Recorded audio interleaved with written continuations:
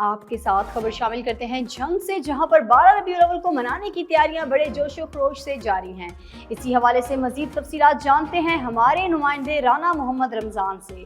जी राना मोहम्मद रमज़ान, जैसा कि पूरे उम्मत मुसलमान जश्न ईद उल मिलादुन नबी जोशो खरोश से मनाया जा रहा है, वहीं हम बात करें ज़िला झंग में तो हम मौजूद हैं ज़िला झंग के इलाके शेख लाहौरी में, जहाँ पर बहुत ही खूबसूरत से, अगर मेरे कैमरामैन आपको दिखा सकें तो यहाँ पर बहुत खूबसूरत मॉडल बनाए गए हैं और चमचमाती लाइटिंग से इसको सजाया गया है।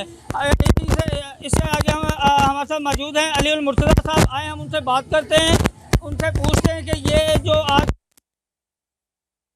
अकरम सल्लल्लाहु अलैहि वसल्लम आमद का जो जश्न मनाया जा रहा है, इसी हवाले से ज़रा इसमें रोशनी डालें। जी अस्सलाम वालेकुम।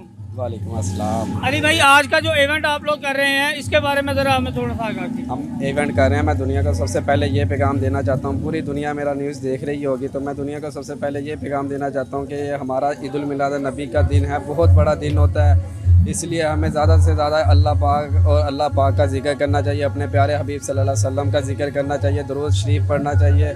और मैं पूरी दुनिया को यही पैगाम देना चाहता हूँ कि पूरी दुनिया हमें दुरूद शरीफ वगैरह पढ़ती रहे, क्योंकि इन दिनों में इबादत करने का अल्लाह पाक अजर बहुत ज़्यादा देता है। और दूसरी बात ये है कि हम इनको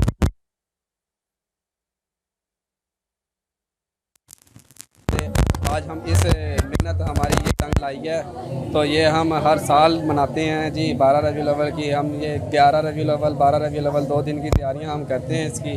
तो ये है, देखें आप इसके विज़िट करें तो ये बहुत ही ज़बरदस्त चीज़ हमने ना खुद बनवाई है। तो मेरे ये अच्छा अली भाई, ये बताएं कि ये जो आपने मॉडल तैयार करवाए गए हैं ये किस चीज़ से?